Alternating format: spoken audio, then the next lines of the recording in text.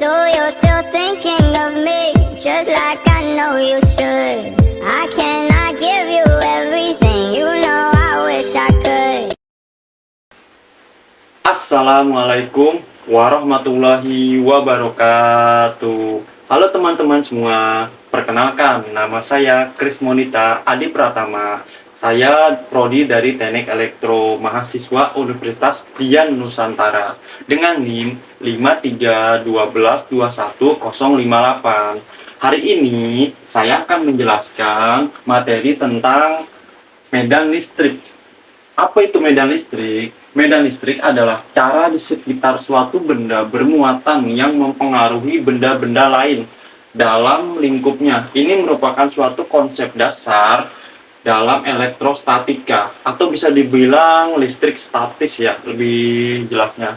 Atau lebih lengkapnya penjelasannya, apabila suatu benda bermuatan listrik berada di daerah tersebut, maka akan mendapatkan gaya listrik.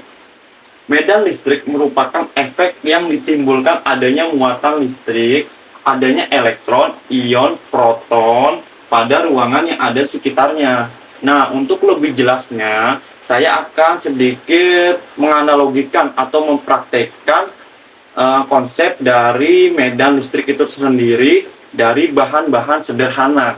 Untuk lebih jelasnya, simak penjelasan di video berikutnya ya. Saya akan menganalogikan dari bahan-bahan sederhana untuk memahami konsep atau prinsip cara kerja medan listrik itu tersendiri. Oke, let's go. Halo teman-teman. Nah, di video berikut ini saya akan menjelaskan atau menganalogikan dari prinsip atau konsep medan listrik itu tersendiri dengan bahan-bahan sederhana. Nah, di sini saya memiliki satu botol, dua sedotan, satu tisu, satu kertas yang sudah dilipat agar bisa ada berdiri di pensil ini, dan pensil yang sudah dimodif agar bisa berdiri seperti ini. Nah, untuk memahami konsep atau prinsip cara kerja medan listrik itu tersendiri, mari simak saya mempraktekkan ini ya. Mari simak praktek ini.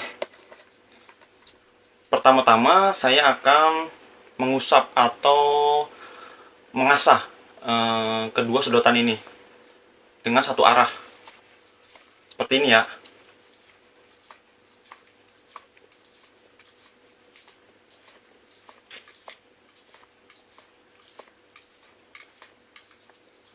Nah, selanjutnya mari kita lihat apa yang terjadi dengan kedua sedotan ini.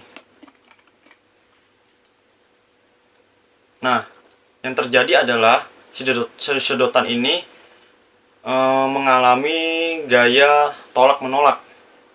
Atau kenapa bisa terjadinya gaya tolak-menolak? Karena adanya gaya Coulomb. Perlu diingat teman-teman, kenapa terjadi gaya Coulomb? Karena adanya muatan negatif dan muatan negatif bertemu, yaitu terjadilah tolak-menolak.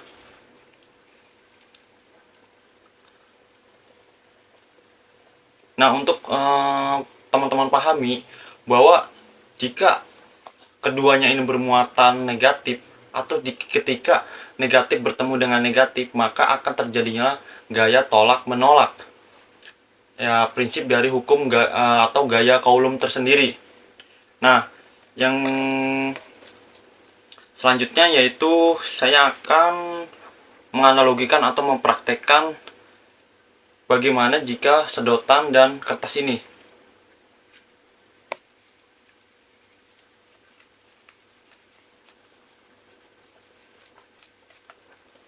Apa yang terjadi dengan si sedotan dan si kertas ini ya.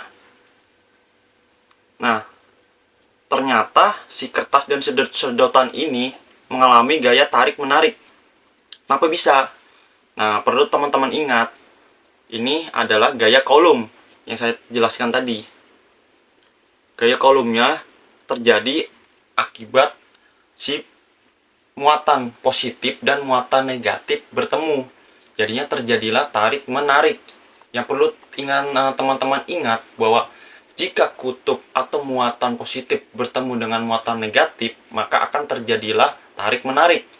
Seperti kertas dan sedotan ini.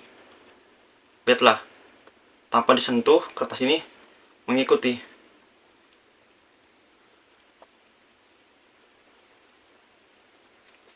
Nah, jadi perlu teman-teman ingat ya, kenapa sedotan ini bisa menghasilkan muatan negatif?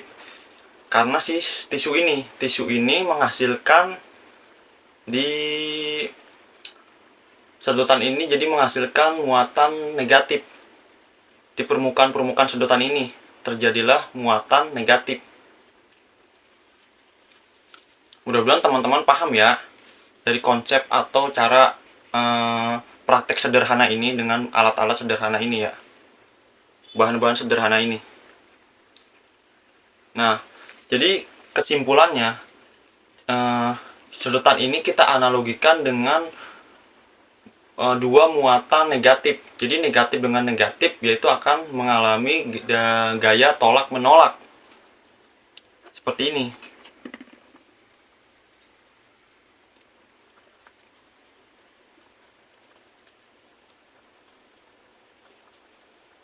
Nah, jika si muatan positif dan muatan negatif bertemu, maka akan terjadilah tarik-menarik. Seperti ini.